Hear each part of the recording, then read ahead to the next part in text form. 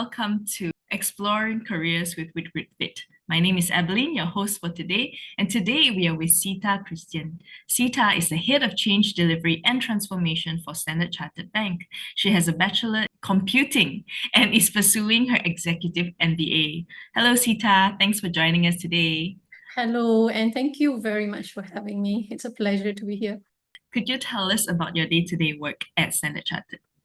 No problem. I basically work as a lead in transformation as well as program delivery.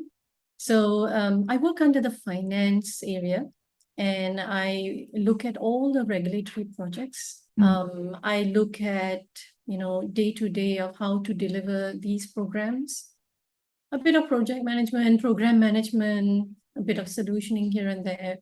At the end of the day, we deliver the required reports to the stakeholders as well as our regulators. So very, very high intensity kind of work, because when it comes to finance, numbers are important. And I also work in a different area called transformation. Now, this is a very exciting space because, digitally, we are trying to move into a space called agile. What we adopted, how to be agile. How, do we have the infrastructure? Do we have the teams? How do we basically deliver more value and basically develop or form teams and create mindset around delivering the whole product itself? So how did you start with choosing a bachelor's in computing and getting to where you are today? Well, I have to say that, I have to thank my dad about, for this, because my dad was actually working in Standard Chartered Bank many, many years ago. Wow. So in that sense, yeah, I mean, to be very candid, I told, this is the last place I'm going to work. So I've been 11 years in Standard Chartered Bank. Wow. Well, see, I never know what comes around. So so he sort of kicked me off into that area, and he felt that I would actually prosper into the computing area. And there's many things that took place while I was studying in college, and then how from a college diploma I was fast-tracked into getting the degree with a UK university. After finishing my degree, I came back to actually join a ground-up company that looks at ID and card management systems. It's a very small firm, but I'm very grateful to them because they sort of gave me an exposure for coding a little bit, managing customers on site, production support. So all in one, because it's a small firm, so it sort of gives you, all-rounded, ability to experience all angles. And then after that, I went into a bit more of a middleware kind of company who was supporting banks. There, I was purely a developer. And then I moved into shipping, which is a bit of it's totally out of an outlier, if you like. But what I wanted to try was, being a technical writer. I wanted to basically, I had the skill of writing.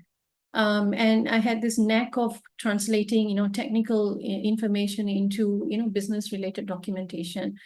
So I actually worked with the Royal Malaysian Navy, communicated that. And at the same time, was given an opportunity to deliver a line-of-sight asset management system, from the ships, your petrol vessels to, the main station. And then after that, it was all software development in various areas, banking to, asset management. This moved basically different locations. So I was in India, different locations in India, Pune, Bombay, Chennai, Bangalore. And then based on some of the work I've written, I was given an opportunity to go to China as well. What were the pivotal moments in your career journey that shaped who you are today? I think the pivotal moments was, one was at the point where I was laid off. I basically, no doubt it was a very difficult period for me, but it sort of forced me to see what else can I do? How else I can position myself forward. And it made me a bit more resilient than what I was. And I continued applying, and I sort of also broke my ego and asked for help. Mm. So these were some of the things that literally, sort of shaped me, where I saw my own fear and how that shaped my assumption about people around me and myself. So that was a major roadblock for me. I did take some drastic steps to basically, move forward. So one of it was I reached out for help. Mm. And it was embarrassing. I felt bad and all that stuff. But me reaching out for help gave me support Yeah. financially, Mm. mentally, physically. So that was a major support. Second one, with this support, I started, I basically stopped myself from assuming things. Mm. Because when you're actually going through this, you feel everything is negative around you and inside of you. So I put a stop to it and I started doing up my CV properly. I was very intentional about it. And I went to, interviews being very intentional because I know what I can do. Yeah. And I had to write down so much about it and I had to face myself for it. So it was, Mm. yeah. So these are some of the steps that I really took. I know the statement, believe in yourself, is very old. But again, you face your fear. Yeah.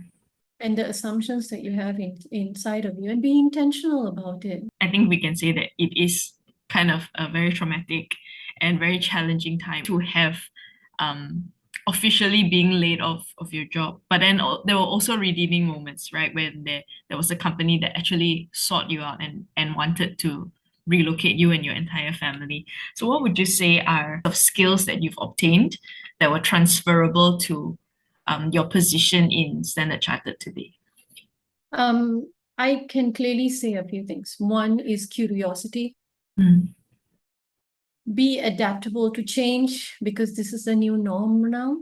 Mm. And being positive and authentic, really being your true self, carries you very, very far.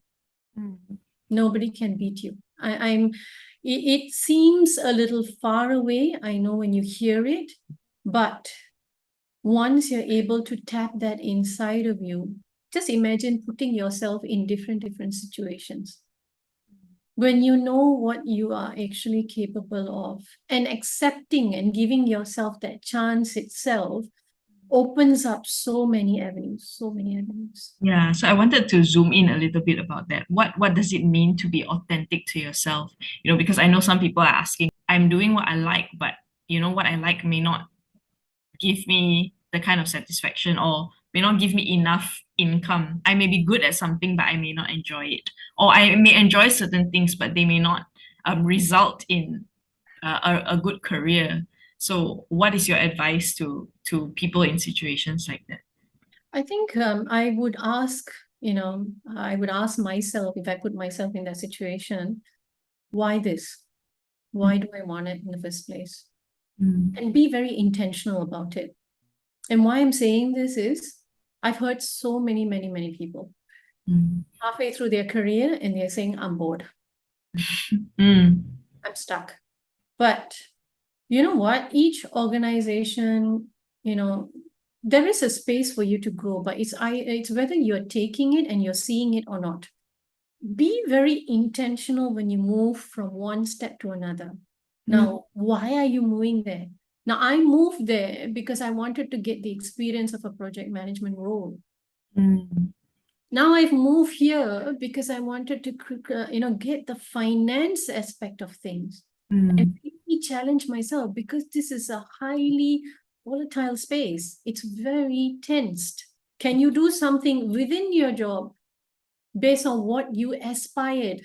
Don't Mm. look very far. That means what you're doing, can you aspire the changes that you wanted in the first place? Mm. Show it to the others. And trust me, I tell you, when you start bringing that energy into your own work, because that's where you wanted to be in the first place, it actually opens up the eyes of the leaders.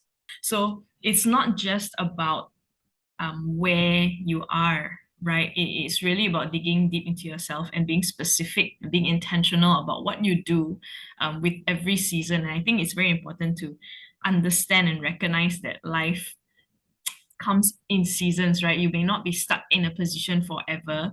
And if you feel stuck, there are still things that you can learn from it, and there are steps that you can take. For example, like communicating to your leader and seek support and seek help, seek new skills that you want to develop. So I know that you are already beginning to give advice and speak like a coach. Tell us about your coaching journey, because it's very interesting from right, a bachelor in computing and then going into developing software and going into banking and now being a coach. Tell us, how did you transition there? I think my coaching journey really started because I wanted help myself. Wow. Yeah, I was reaching out for help. I felt stuck. I felt lost, actually, to be very honest. Wow. Yeah, and this is where, I chanced upon, I started looking around, and then I chanced upon an organization that literally train coaches. And then it sort of opened up things inside of me that I did not know existed. I did not know hurt me. I did not know that that was basically a noise that I was giving into. So, I mean, that's how it started, like, because I wanted help. And I wanted to help. I was very selfish. I wanted to help myself. Wow. Yeah. And finally, when I started unpacking inside of me, and to be very honest with you, it's a journey, right? Nobody's going to be a golden coach. And even until today, I have a lot of things that I'm still unpacking. And I'm still learning as a coach. But one great thing I have come out of after all this, take a great takeaway for myself when it comes to coaching is I am learning from others. And I am learning how to accept myself, which means it gave me the ability, how difficult it is to sit down and write about your achievements. I don't know whether you've faced it. It is so difficult to write about yourself. When you start digging deeper, goodness heavens, you have actually picked up a number of things that you did not realize, which has actually shaped you now. Yeah. So that was the trigger point and the start of my journey. And now I literally work with ladies whom are, at the director level in various parts of SEB, providing them not only support, but being there for them, to empower them, to give them the space to recognize who they are. I don't think anyone does that for us, but it's up to us to basically uncover that. So, I want to pay it forward, what I have learned. So, yes, I'm part of the Ignite community in Standard Chartered Bank that basically gives women of different bands and mainly from leadership level bands to sort of express themselves and further empower themselves. Whether it could be for many reasons. It could be to move to a different level, to try different things, understand and become a better leader. It could be many, different people have different objectives.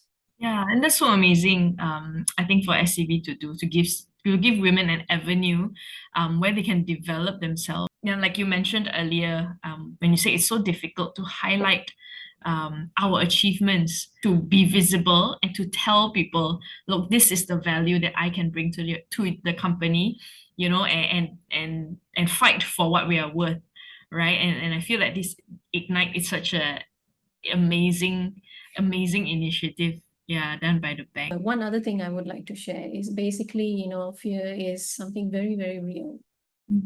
It is something that stands between you and the next step that you're going to take. But again, to me, after going through a number of scenarios and situations and steps in my life, I now feel fear is like a tool for us. Wow.